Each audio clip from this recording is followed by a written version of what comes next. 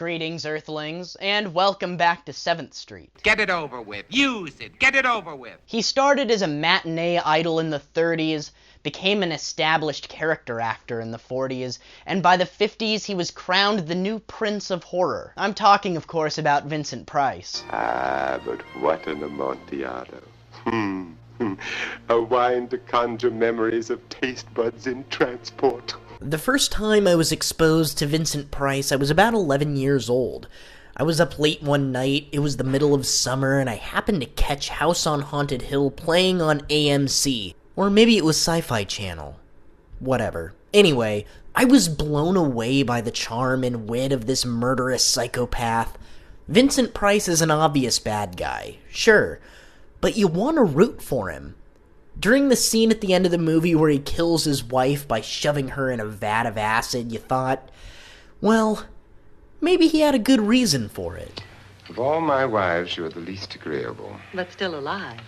As an aspiring actor myself, I sometimes wake up hoping that I had changed into Vincent Price during the night. I could not, in all good consciousness, go through October without highlighting a Vincent Price film. Today's film is not so much unknown as it is underappreciated. I'm of course talking about the 1964 spookfest, The Last Man on Earth. Last Man on Earth is an early post-apocalyptic horror film about a plague that wipes out most of the Earth's population, leaving lone survivor Robert Morgan, played by Vincent Price, alone in a city full of the walking dead.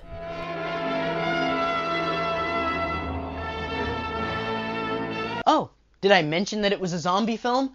Because it's a zombie film. Stories about people who have died and have come back. They're stories, Ben, stories. And why are the infected people always so tired in the daytime? The zombies in this film are quite a bit different from the typical Romero zombies, mainly because it came out 4 years before Night of the Living Dead. Yeah, that's right, a zombie survival horror that predates Night of the Living Dead.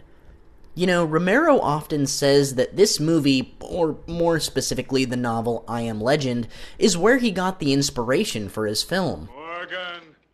We're going to kill you, Morgan!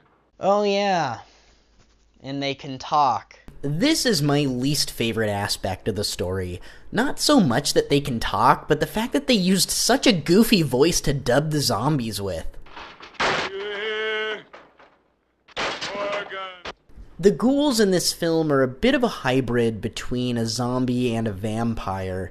In fact, the voiceover in the film specifically refers to them as vampires. They don't go in sunlight, they can't stand their own reflection, and Vincent Price kills them with a stake to the heart. As I'm sure you all probably know, this movie was remade twice. Once with Charlton Heston, and once with Will Smith. As I'm sure you can tell, I prefer the original. Vincent Price bears the back-breaking responsibility of carrying an entire film on his shoulders. He's the only actor with any significant screen time, and he does a marvelous job keeping the viewer entertained. It's a true testament to his acting ability. Robert.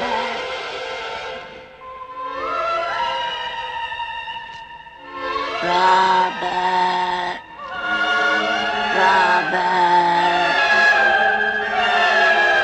As I'm sure you can tell, my overall goal was not just to highlight this one specific film, but to highlight my favorite horror actor, Vincent Price. What am I saying? He's my favorite actor, period. The term horror actor implies a certain cheese factor. It implies a so bad he's good quality. Vincent Price is so great, he's damn near perfect. I'm going to give the people what they want. Sensation, horror, shock. Send them out in the streets to tell their friends how wonderful it is to be scared to death. That's not to say that Last Man on Earth is without merit. It's a vastly underrated gem of an early 60s film. Freaks! I'm a man. The last man. Plus, it's a zombie survival film that predates Night of the Living Dead. That alone should leave you asking yourself, why doesn't anyone reference this film?